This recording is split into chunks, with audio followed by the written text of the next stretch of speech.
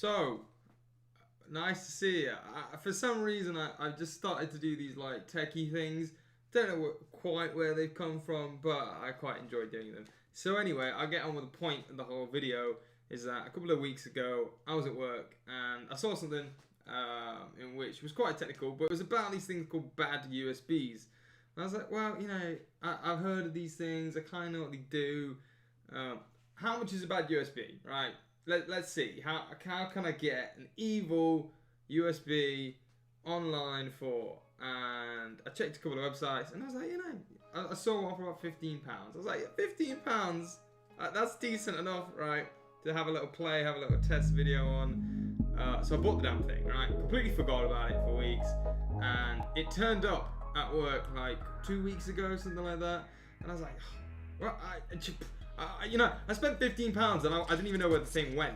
So that was nice to actually get something out of that, because I half thought that it'd never turn up, but it did, and I got to play with it. And damn, I'm pretty damn scared. Like, I'll show you what happens.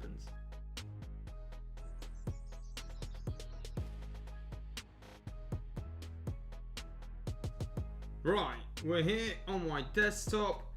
I would record both things, but I can't record the screen. No, I can, can't I? I actually can. Right, hold on. Right, we're back. So, as I said, we have our little bad USB here, which basically pretends to be a keyboard, because, why would you need security on a keyboard? The problem is that because keyboards don't have security, I can basically create an evil USB which pretends to be a keyboard and therefore executes commands as if it was a keyboard.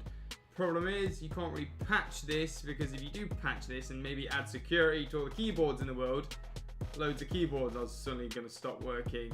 So Windows and a lot of other things are in a weird area where it's a massive vulnerability to the system. Good way is that if you lock your computer, this is, simply protected. But, if you think about the damage I can do in about 3 seconds, and here's a quick little jokey example. I can, look, hands-free, this thing went for it then.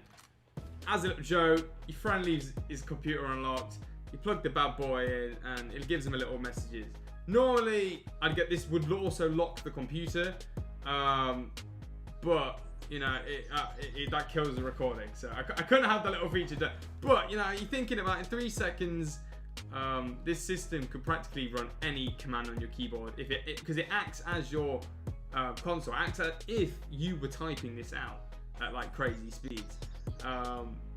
Really difficult. If you think about it, you leave one of these USBs outside next to the IT room, they plug it in.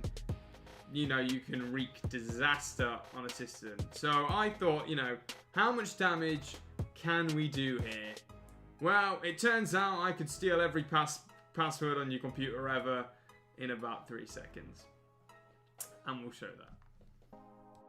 Right, to do this kind of phase, obviously it's a bit more complicated, so we had to do the attack in multiple stages.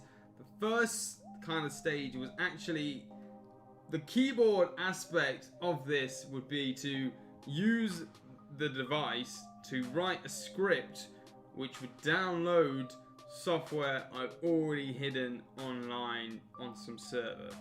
It would then, once obviously acting as admin, pull the code or whatever thing I'm using to the system, execute that in order to scrape passwords off all your web browsers, to transfer that to a file, and then send that file.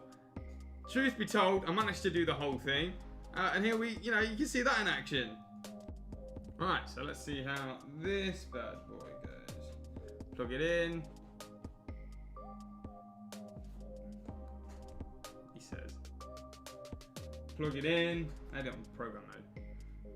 Goes CMD up, and it uses it to write itself a script, which will download this, save passwords, and email them to my account. So just then it was able to download third-party software from my hosted server and then execute it in order to scrape up the passwords. Bearing in mind, maybe there's a different application for this. Maybe your objective is to log the keyboard. Maybe, if you could download stuff from a third-party system, ignoring all firewalls, because yes, I have firewalls in place to stop this sort of thing. This blasted right through them because I'm practically doing it as an administrator account. That could be a keyboard logger. You know, it could sit on my system for longer and continually allow further and further access to all my systems. Completely scary. Just a bit of proof. I will show you in my system that, you know, that like it was able to create a script, use that script to download third-party software, and there's a password file in which that would be emailed to me,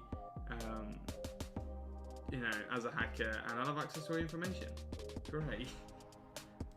So there you have it. I did it. You know what I mean? Kind of dodgy. YouTube may flag this, so I've tried to avoid as much detail as possible.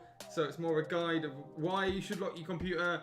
And basically, you're learning two things: is that lock your computer if it's more than 3 seconds. If you can't see someone on your computer, chances are it's vulnerable.